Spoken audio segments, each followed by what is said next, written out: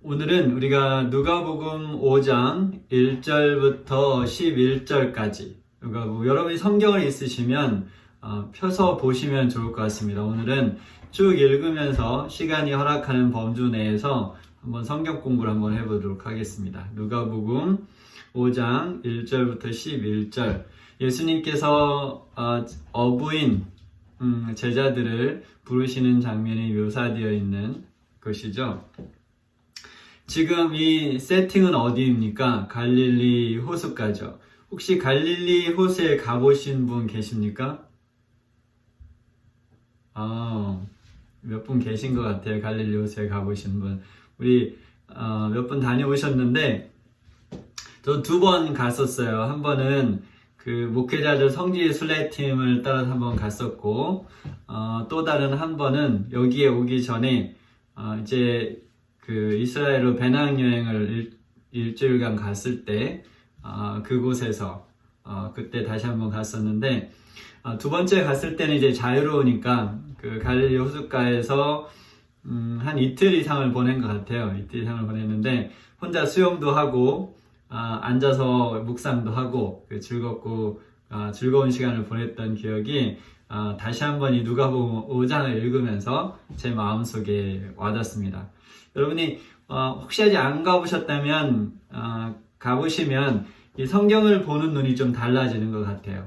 그래서 갈릴리 호숫가, 그 갈릴리 호숫가에서 예수님께서 말씀을 하시는데 무리들이 몰려왔어요. 그렇죠? 무리들이 몰려왔어요. 보면 예수님께서 1대1 만남이나 작은 소그룹 만남도 하지만 예수님께서 설교를 하시면 대체적으로 많은 사람들이 모여들었습니다. 근데 그 모여든 이유가 성경의 다른 부분들을 보면 예수님의 가르침은 뭐가 있었냐면 권위와 능력이 있었어요. 그래서 그 당시에 다른 서기관들과 다른 랍비들과 같지 않았고 예수님의 가르침에는 권위와 능력이 있었다고 성경은 기록하고 있습니다. 그렇다면 오늘날 우리 시대에도 우리 교회가, 그럼 위니펙 한인교회는 한인교회가 복음을 전하면 사람들이 몰려드나요? 몰려들지 않나요? 만약에 몰려들지 않는다면 우리가 그들에게 어필할 수 있는 뭐를 아직 갖고 있지 못했다는 것이 답이 될 수 있겠습니다. 그렇죠? 그래서 우리 위니펙 한인교회가 세워진 그곳에서 우리가 하나님의 사역을 감당하기 위해서는 예수님께서 말씀하실 때 사람들이 몰려들었던 것처럼 위니펙 한인교회가 어떤 일을 하면 사람들이 모여들 수 있는 그 어떤 것을 우리가 갖출 수 있어야 할 것입니다. 그래서 너무 사람들이 많이 모여들기 때문에 예수님께서 더 이상 그 해변가에서 설교를 하실 수가 없었어요. 근데 그때 마침 배가 몇 척이 거기 정박되어 있었습니까? 배가 2척이 정박되어 있었죠. 그래서 호숫가에 배 2척이 있는 것을 보시니 어부들은 배에서 나와서 그물을 씻는지라. 이 시간이 우리가 다 읽으면 언제죠? 아침, 점심, 저녁 중에 아침 시간이에요. 아침 시간에 이제 그 어부들이 그물을 씻고 있다라는 것은 우리에게 어떤 인상을 줍니까? 밤새 열심히 일했다는 거죠. 그렇죠? 밤새 열심히 일한 그것을 이 배경을 우리가 보면서 알 수 있어요. 근데 이들이 나중에 예수님의 제자로서 부르심을 받잖아요. 근데 여기에 보면 이들은 먼저 어떤 것을 볼 수 있냐면 그들에게 주어진 일, 그들에게 주어진 그 어부의 직업을 열심히 성실히 행했던 것을 볼 수 있습니다. 그래서 하나님께서 우리에게 어떠한 특별한 부르심을 주기 전에 우리가 할 수 있는 최선의 길은 하나님께서 현재 나에게 주신 그 삶의 상황 속에서 열심히 성실하게 사는 것입니다. 학생이면 뭐를 열심히 하면 되죠? 학생이면 공부를 열심히 하면 되고 직장인은 그 자기의 주어진 그 일과 시간에 열심히 성실하게 주어진 일을 하는 것이 중요하겠고, 우리 은퇴하신 분들은 어떤 일을 하셔야 되나요? 네, 열심히 건강관리 잘 하시고, 또 친구분들 만나서 행복한 시간 보내시고, 또 다른 여유가 된다면 발런티어 하는 일들을 통해서 여러 가지 삶의 의미들을 찾을 수 있겠죠.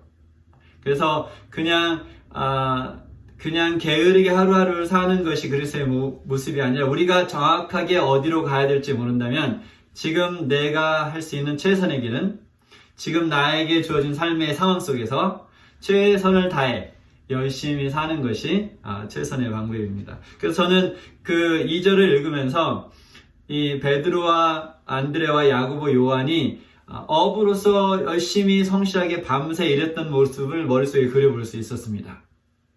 그렇죠? 열심히 일을 하고, 그래서 그 중에 한 배에 예수님께서 오르셔서 이렇게 육지에서 좀 떨어지게 배를 몰고 와서 그곳에 설교를 하셨어요. 근데 갈릴리가 호수지만, 그래서 바다처럼 파도가 심하게 치는 것은 아니지만 이 물에는 물결이 있죠. 그래서 사실은 그 고깃배, 즉 큰 호화스러운 유람선이 아니니까 작은 고깃배에 서서 설교를 하는 것이 사실은 쉬운 일은 아니었을 거예요. 근데 이 고깃배, 시몬의 배를 보면서 옛날에 읽었던 한 스토리가 생각났어요. 여러분 들어보셨을지도 모르겠는데, 그러니까 새 나무에 관한 그런 이야기입니다. 그러니까 이스라엘 어느 높은 이 동산에 세 개의 나무가 있었어요. 그래서 그들이 하루는 서로 이야기를 했습니다. 미래의 장래의 이야기를. 첫 번째 나무가, 나는 우람하고 큰 나무로 커서 나중에 어느 날 잘려지고, 그리고 아주 아름다운 보석함으로 만들어지고, 그 내 겉을 금으로 가득 싸서 아름다운 보화를 가득 간직하는 그런 보석함이 되고 싶다라고 그랬어요. 그러니까 두 번째 나무는, 그래, 그 꿈도 좋지만 나는 언젠가 내가 커서 잘나지면 나는 멋진 배가 되고 싶어. 그래서 멋진 배가 돼서 왕을 태우고 이곳저곳으로 여행을 하는 그런 배가 되고 싶어. 그러니까 세 번째 나무는, 그럼 나는 그냥 여기에 사실은 남아서 크고 멋진 나무로 자라서 지나가는 사람들에게 이렇게 쉘터를 제공해주고, 사람들이 나를 보면서 나를 만드신 하나님을 우러러 보면서 찬양하게 하고 싶어. 이렇게 세 나무가 이야기를 했어요. 어느 날 시간이 지나서 첫 번째 나무가 잘려나갔습니다. 근데 이제 그래서 안전한 희망과 꿈을 가지고 잘려나갔는데 모양을 만들어지는 걸 보니까 뭔가 보석함하는 거리가 먼 것 같아요. 근데 뭐로 만들어졌냐면 말 구유로 만들어졌어요. 그래서 그 보석을 가득 담는 대신 말이 먹는 음식을 가득 담는 그런 말구유가 됐죠. 그래서 참 인생을 비탄하고 있을 때 두 번째 나무도 잘려나갔습니다. 그래서 두 번째 나무는 자기의 소원대로 배가 돼가고 있었어요. 그래서 너무 기뻤는데 보니까 왕을 태우는 그런 배가 아니라 무슨 배가 되고 있었어요? 고깃배가 되고 있었어요. 그래서 그 왕을 태우고 멋진 곳을 탐험하고 그런 왕의 일을 하러 다니는 것이 아니라 뭐를 하는데, 맨날 냄새나는 물고기를 가득 담고 다니는 배가 돼서 신세한탄을 하고 있을 때, 세 번째 나무는 그곳에 남아서 자라다가 세 번째 나무도 잘려나갔습니다. 그래서 잘려나가 너무 슬프게 이동을 했는데 그 나무는 나중에 형틀로 만들어졌어요. 그래서 역시 새 모든 나무가 비참하게 생각하고 있을 때 어느 날 그 말 구유에 누가 누워집니까? 네, 예수 그리스도가, 아기 예수께서 그 위에 누이시죠. 그리고 그 예수께서 자라나셔서 나중에 공생애를 시작하시고, 오늘 이 누가복음 5장에 보니까 그 고깃배에 누가 탔어요? 네, 예수께서 타셨어요. 그리고 예수께서 3년 반의 공생애를 마치시고 그 형틀에, 그 십자가 형틀에 못이 박혔을 때 그 세 번째 나무는 예수님을 품는 영광을 차지했습니다. 그래서 이 스토리로만으로도 굉장히 많은 교훈이 있죠. 근데 저는 이 그림을 같이 그려보면서 이런 생각을 해봤어요. 제가 만약에 예수님이 설교하시는 그 갈릴리 호숫가에 있었다면 제가 다리가 좀 튼튼하잖아요. 예수님, 제가 목마 태워드릴게요. 그래서 제 목 위에 이렇게 예수님께서 목마를 타시고 설교를 하시는 모습을 한번 상상해 보았습니다. 여러분은 예수님께 어떤 도구가 되길 원하십니까? 그런데 여러분의 현재의 삶이 어떻든지 예수님께서 그곳에 오시고 그 삶 속에 함께 하신다면 아름다운 열매들이 맺힐 것을 믿습니다. 여러분도 믿습니까? 네. 그러면 그 다음 읽어보도록 하겠습니다. 그래서 3절 우리가 했고, 에스겔 산배에 오르시니 그 배는 시몬의 배라. 육지에 소금 떼기를 청하시고 앉으사 배에서 무리를 가르치시더니, 4절에 보면 말씀을 마치시고 시몬에게 이르시되 깊은 데로 가서 그물을 내려 고기를 잡으라. 우리가 좀 상황을 이해할 필요가 있어요. 지금 이 어부들이 뭘 하고 왔다 그랬죠? 밤새 고기를 잡았어요. 그리고 나서 아침에 와서 그물을 닦고 있었어요. 이 말은 무슨 말입니까? 이제 일을 마치고 가서 쉬어야 되는데 예수님께서 이제 다시 그물을 던지라 라고 했어요. 그런데 그 상황이 또 어떤 상황이냐면 5절에 보면 시몬이 대답하여 이르되 선생님 우리들이 밤이 새도록 수고하였으되 잡은 것이 없지만은, 그래서 밤새 열심히 일했지만 고기를 잡지 못한 상황이었죠. 그리고 나서 허탄한 마음 또 실망감으로 그물을 다 닦았어요. 그래서 다시 그 배를 다시 띄워서 예수님이 거기서 가르치신 것까지는 괜찮았는데 다시 깊은 곳에 가서 그물을 던지라. 이것은 결코 쉬운 일이 아니었습니다. 또 동시에 왜 쉬운 일이 아니었냐면 갈릴리의 어부들은 아침에 깊은 곳에 가서 그물을 던지지 않습니다. 그래서 만약에 베드로가 그런 일을 했다면, 그 동네 어부들이 알았다면 베드로의 나머지 어부의 인생은 놀림감이 되었을 거예요. 근데 예수님께서 깊은 곳에 가서 그물을 내려 고기를 잡으라 했습니다. 근데 여기에 지금 두 가지 방법이 대치가 되죠. 하나는 누구의 방식입니까? 베드로의 방식. 또 다른 하나는 예수님의 방식. 제가 몇 달 전에 이 설교를 한번 한 적이 있어요. 나의 방식과 하나님의 방식. 여러분은 누구의 방식으로 삽니까?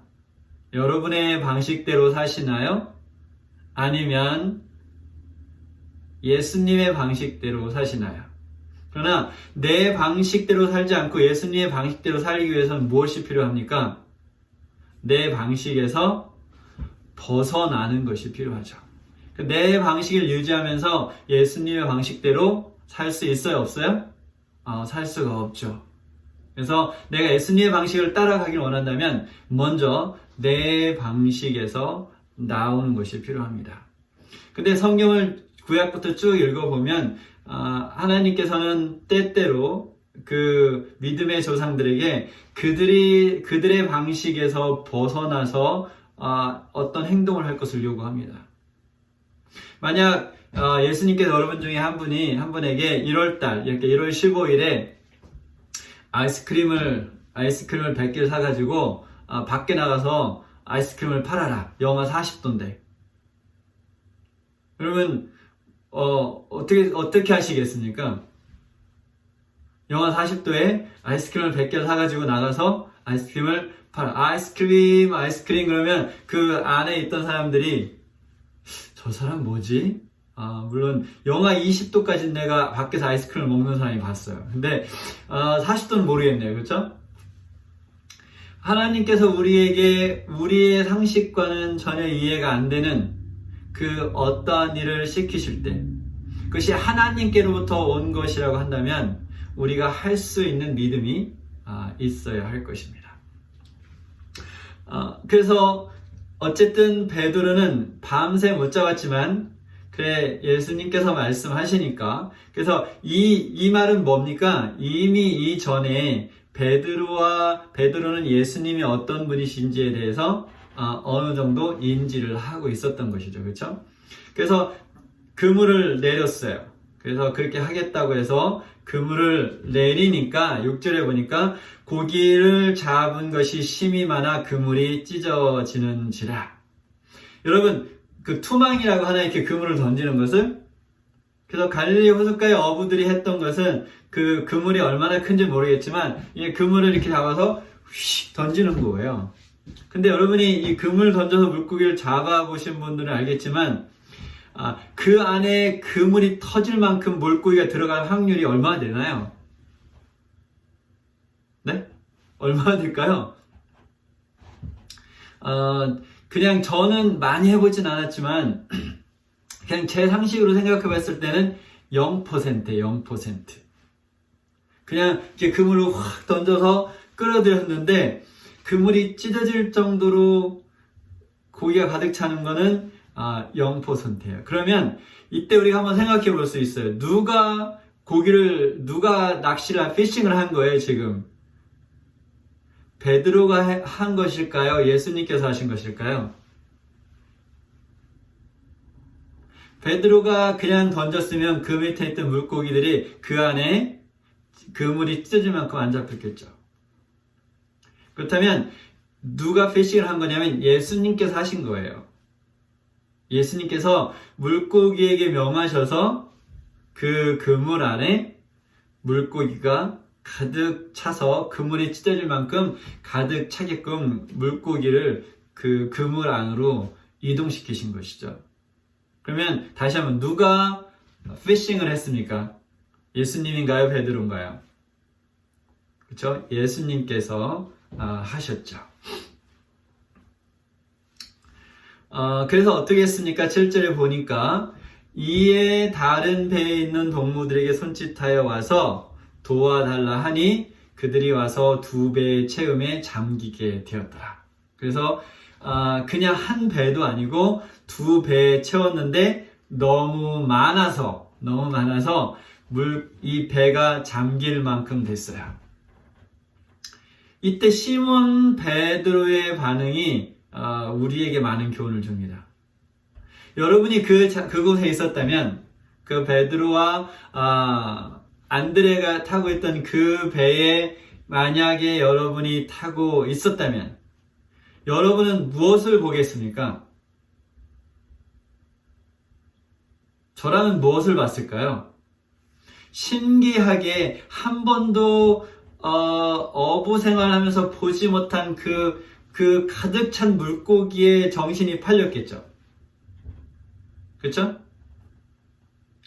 그리고 그 물고기를 가지고 무엇을 할까 상당히 고민을 했을 것 같아요. 그런데 베드로는 그 물고기를 보는 순간 어디로 시선이 향했습니까? 예수님께로 시선이 옮겨졌어요. 그리고 그 예수님을 통해서 누구를 보게 됩니까? 자기 자신을 보게 되었습니다. 이것은 그리스도인의 삶에 엄청난 큰 교훈을 우리에게 줍니다. 우리가 그리스도인이 되고 교회를 다니면서 우리의 삶의 목적이 무엇입니까? 여러분은 왜 그리스도인이 되셨나요? 여러분은 오늘 왜 이 시간에 이렇게 줌이라는 세팅 속에서 하나님께 예배를 드리고 있습니까? 여러분은 무엇을 기도하십니까? 그것이 여러분의 기도가, 여러분의 예배가, 여러분의 그 그리스도인의 삶이 이 땅에 집중되어 있다면, 이 땅에서 잠깐 있다가 사라지는 것에 집중되어 있다면, 물질에 집중되어 있다면, 내 집, 내 사업, 내 자녀들 교육, 나의 미래, 나의 어떤 복지, 이런 것에 집중이 되어 있다면, 이제는 어떤 때냐면, 나에게 복을 주신 그 복을 보고, 그 복을 보는 순간, 우리의 시선이 어디로 가야 돼요? 예수님께로 우리의 시선이 돌려져서 그 일을 행하신 예수님을 봐야 되는 거예요.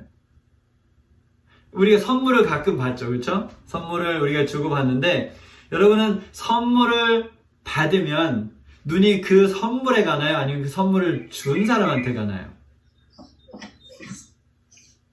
누구한테 눈이 가죠?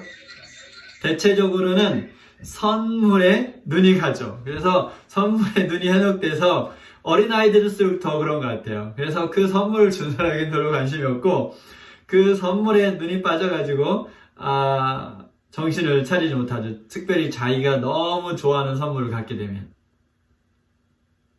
근데 사실은 뭐가 더 중요한 겁니까? 선물을 준 사람의 사랑. 그것이 중요한 거죠. 그래서 그 선물을 보는 순간 사실 우리의 눈이 어디로 가야 돼요? 만약에 우리 자녀들이 부모님에게 선물을 받았다. 그러면 그 선물을 딱 보는 순간 눈이 어디로 가야 돼요? 부모님께로 향하고 부모님을 이렇게 다 끌어서 엄마 아빠 고마워 이렇게 해야 돼요. 그렇죠? 근데 그 선물에 빠져서 그 선물을 준 엄마 아빠에게 관심을 갖지 못한다면 물론 선물을 주신 엄마 아빠는 그래도 선물을 보고 기뻐하는 것을 보고 마음이 기쁘겠지만 그것이 최선의 길은 아니겠죠. 하나님께서 여러분에게 복을 주셨습니까? 복을 받으신 분 한번 손 들어보세요. 나는 하나님께 복을 받았다. 그렇다면 여러분 그 복이 여러분의 마음을 여러분의 시선을 어디로 향하게 만들었습니까? 그 시선이 여전히 나에게 집중되어 있고 이 세상에 집중되어 있었다면 오늘 베드로를 통해서 우리가 다시 한번 배우고 우리를 축복하시고 우리를 이끄시는 그 사랑의 하나님, 사랑의 예수님께로 우리의 마음과 눈이 돌아갈 수 있기를, 우리 마음과 눈이 그쪽을 향할 수 있기를, 또 거기에 고정할 수 있게 되기를 간절히 바랍니다.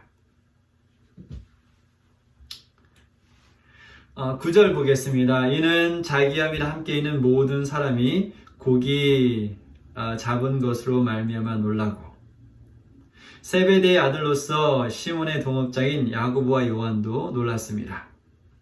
예수께서 시몬에게 이르시되 무서워하지 말라. 이제후로는 내가 사람을 취하리라 하시니 그랬습니다.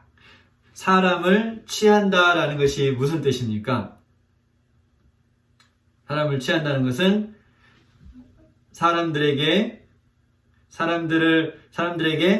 예수 그리스도를 알게 하고 그들이 예수 그리스도를 영접하고 하늘 시민 하나님의 아버지와 아들이 되게 하는 것이 사람을 취하는 것이죠. 근데 제가 왜 아까 예수님께서 깊은 곳에 가서 그물을 던지라고 했을 때 누가 피싱을 했습니까? 라고 말한 것이 이유가 있었어요. 그것이 왜 이유가 있었냐면 지금 우리 10절과 그것이 같이 연결이 됩니다. 아까 갈릴리 호숫가에서 그물을 던지라 했을 때 실질적으로 물고기를 잡으신 분은 예수 그리스도라고 했죠. 그렇죠? 예수께서 명령하셔서 자연을 움직이실 수 있는 예수께서 명령하셔서 물고기들이 그 그물 안에 가득 차게 했어요.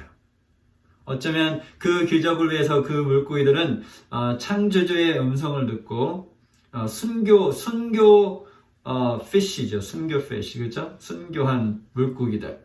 그런데 지금 여기서 시몬과 안드레와 야고보와 요한을 예수께서 부르실 때 여기서 이제 베드로란 말만 나왔지만 다른 복음서에 보면 네 사람을 부를 때 내가 사람을 취하리라 하시니 했습니다.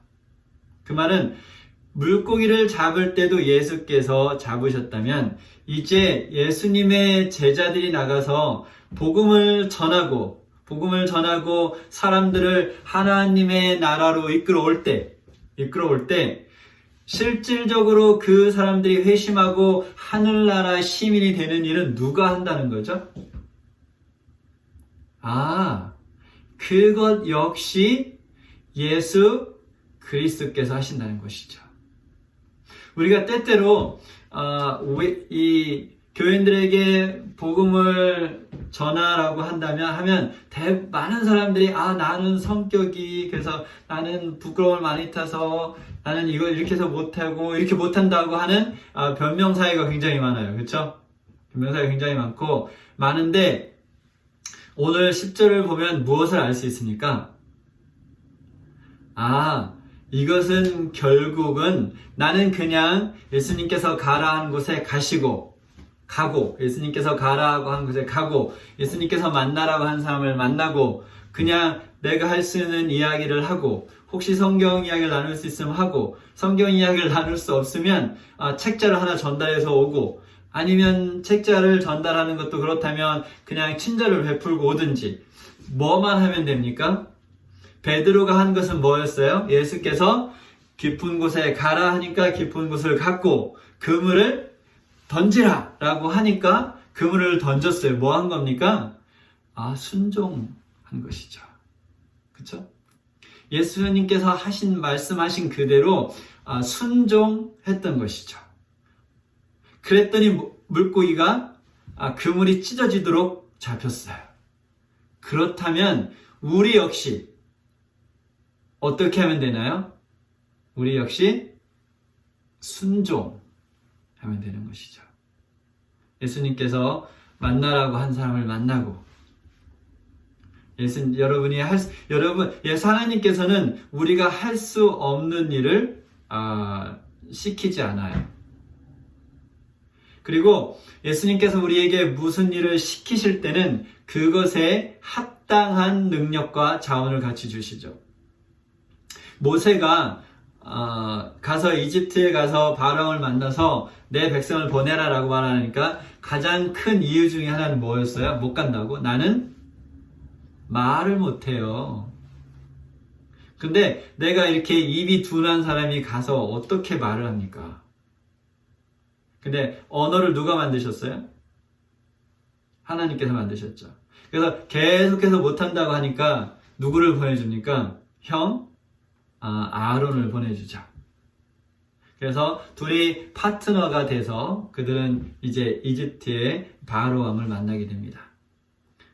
그래서 이 능력을 주시든지 아니면 자원을 주신 거죠. 말을 잘하는 형 아론이라는 자원을 모세에게 주셨던 거죠. 이렇듯 하나님께서 어떠한 일을 시키실 때 하나님께서는 항상 그것에 필요한 능력과 자원을 주십니다. 특별히 영혼을 구원하는 일에는 더욱더 그러합니다. 우리 사랑하는 교인 여러분, 혹시 지금까지 오랫동안 우리가 그리스도인으로 살았지만 자신 있게 여러분의 메시아, 여러분의 주님, 예수 그리스도를 다른 사람들에게 자신 있게 전하지 못했다면 오늘 여러분의 방식에서 벗어나시기 바랍니다. 여러분의 그 고민에서 벗어나시기 바랍니다. 그리고 단순하게 여러분이 만나는 사람에게 마음속으로 말을 할 수 없다면 마음속으로 그 사람을 만나서 이야기할 때 기도하십시오. 하나님, 이분이 내 안에 계신 예수 그리스도를 주님으로 영접하길 정말 바랍니다. 우리가 그런 마음으로 산다면 이 그물을 우리 위니펙 한인교회라는 그물로 비유할 수 있겠죠. 그렇죠? 그래서 우리 각 교인들이 우리가 나가서 그렇게 예수님께서 명령하신 대로 그물을 던진다면 우리 위니펙 한인교회 어떻게 되겠습니까? 터져서 나갈 만큼 사람들로 가득 차는 기적이 일어날 것을 저는 믿습니다. 여러분도 믿습니까? 믿으시면 손 들어보세요. 네, 아멘입니다. 그래서 여러분의 선교지는 어디냐면 여러분의 가정과 여러분의 일터입니다. 저의 선교지는 저의 가정과 저의 일터입니다. 물론 여러 가지 직장 환경 속에서 직접적으로 예수님을 전하는 것이 어려운 시대 속에 우리는 살고 있어요. 그러나 좀 아까 말씀드린 것처럼 아무리 시대가 어려워도 예수님께서 구원하고자 하신다면 구원하실 수 있습니다. 예수님께 마음을 연 사람들을 예수님께서는 알고 계시기 때문이죠. 여러분, 이제 여러분이 생각했던 그 여러분의 고정적인 생각, 여러분의 방식에서 벗어나 이제후로는 내가 사람을 취하리라. 이 말은 이제후는 언제입니까? 물고기를 잡은 후 예수님께서 이렇게 베드로가 회개한 장면이 나오죠. 그렇죠? 나는 죄인이로소이다. 우리는 이런 베드로의 회개를 다 경험하고 침례를 받았어요. 그렇죠? 이렇게 침례를 받고 이제 후가 언제냐면 베드로가 회개하고 예수 그리스도를 주님으로 영접하고 예수님을 따라가기로 한 후, 그렇다면 이제 후는 우리에게는 언제입니까? 우리가 우리의 죄가 십자가에서 용서받은 것을 믿고 예수 그리스도를 개인의 주로 영접하고 침례를 받은 후로는, 그렇죠? 침례를 받은 후로는 내가 사람을 취하리라. 그때 후로는 우리가 사람을 취하는 것이 우리의 삶의 목적이 되어야 된다는 것이죠. 그런데 이 일을 하나님께서 말씀하신 대로, 예수님께서 말씀하신 대로 우리가 가기만 한다면, 순종하기만 한다면 실질적으로 사람을 취하는 일은 예수 그리스도께서, 누가? 예수 그리스도께서, 누가요? 예수 그리스도께서 하신다는 것을 믿는다면 우리는 정말로 마음에 부담 없이 기도하는 마음으로 이 마음속에 사랑을 가득 담고 우리가 만나는 사람들에게 그리스도를 전할 수 있을 것입니다. 11절, 이제 마지막 절 보겠습니다. 그들이 배들을 육지에 대고 모든 것을 버려두고 예수를 따르니라. 저는 이 11절을 보면서 무엇을 봤냐면 이 어부들의 반응 속도를 봤어요. 반응 속도. 원래 저는 피싱은 스피어 피싱만 해봤어요. 그래서 이 라드로 하는 라드 피싱은 거의 해보진 않았지만 스피어 피싱도 이 반응 속도가 빨라야 돼요. 그래서 물고기의 그 이동에 따라서 맞게 내가 이동해서 그 화살을 딱 쏴야 되는데, 이 라드 피싱도 제가 이렇게 하는 걸 보니까 반응 속도가 빨라야 돼요. 이게 찌를 물고 탁 잡았을 때 어떻게 해야 됩니까? 전문가가 여기 계시다면 제 비전문가가 말하는 것을 용서하시기 바랍니다. 근데 보니까 잡는 순간 탁 이렇게 채야 그 훅이, 그쵸? 물고기가 뜯어먹을 땐 그 훅이 탁 박혀가지고 물고기가 잡히겠죠. 근데 그때 순간에 탁 채지 못하면 어떻게 될까요? 미끼를 먹고 사라지겠죠. 그래서 이 어부들은 뭐를 잘하는 사람들이냐면 이 반응 속도를 중요함을 깨닫는 사람들이죠. 그렇죠? 물론 그들이 던지는 것은 이제 그물이었지만, 근데 여기 예수님을 따라가는 반응 속도도 보니까 빨라요, 느려요? 굉장히 빠르죠. 그 버전에 따라 좀 다르지만 그 다른 복음서에 보면 그들이 어떤 단어가 있냐면 immediately, 즉시로 라고 해서 즉시로 그들이 그물을 버려두고 또 가족을 뒤로 하고 예수님을 따라갑니다. 우리는 예수님을 따라가기 위해 무엇을 버렸습니까? 아니면 무엇을 얻었습니까? 우리는 예수님을 따라가기로 결심하고 무엇을 희생했습니까? 지금 여기에 보면 지금 베드로와 야곱, 안드레와 야고보와 요한이 자기의 어부로서의 최고의 경험을 한 거예요. 그때 기네스북이 있었다면 이들이 그날 하루에 그물을 던져서 잡은 물고기 숫자가 기네스북에 올라갔을 것입니다. 그리고 그 기록은 그 기록은 물론 오늘날 그 기계를 통해서 잡는 것은 아니면 사람이 손으로 던져서 잡은 그 기록은 오늘날이 돼도 깨지지 않았을 거예요. 어느 사람도 그 베드로와 안드레가 세운 기록, 물론 예수님께서 하셨지만 그 기록을 오늘날도 아무도 깨지 못했을 거예요. 어부로서의 최고의 정점을 딱 찍은 거죠. 그 찍는 순간 그들은 그 모든 것을 뒤로 하고 예수님을 따라가기로 결심합니다. 여러분, 예수님을 따라가는 것 어떻게 생각하면 굉장히 쉽게 느껴질 수 있고 또 어떻게 생각하면 어렵게 느껴질 수도 있습니다. 그러나 중요한 것은 우리가 예수님을 따라가기로 결심한다면 어떻게 해야 되냐면 적어도 버릴 것이 있다는 것입니다.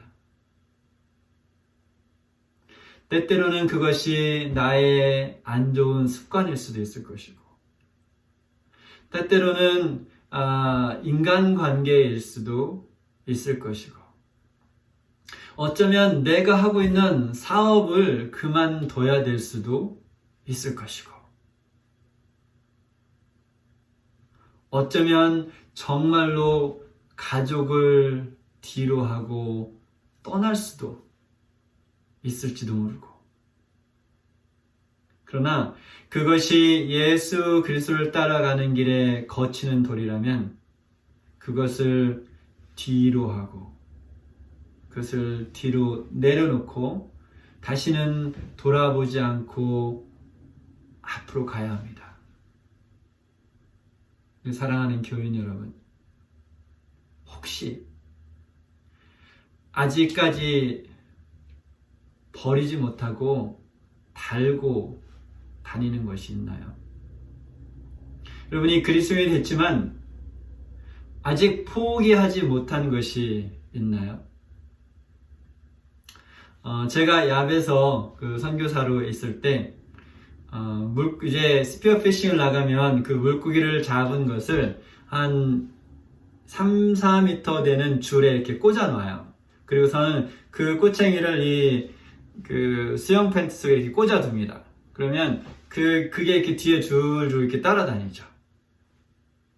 그런데 제가 경험한 것은 아닌데 그날 그 마을 그 섬에 사는 사람들이 밤에 이제 스피어피싱을 나가서 물고기를 잡아서 거기 이렇게 꽂아가지고 제가 잡는 건 요만한 거지만 그분들은 이렇게 큰 것들도 잡는데 잡아서 10마리, 20마리 이렇게 엉덩이 뒤쪽에 꽂고 다녔는데 와서 보니까 그 물고기가 이렇게 어느 것은 머리가 없어 잘려나가고 어떤 거는 이 꼬리 쪽이 잘려나가고 이렇게 다 이렇게 잘려나갔더래요.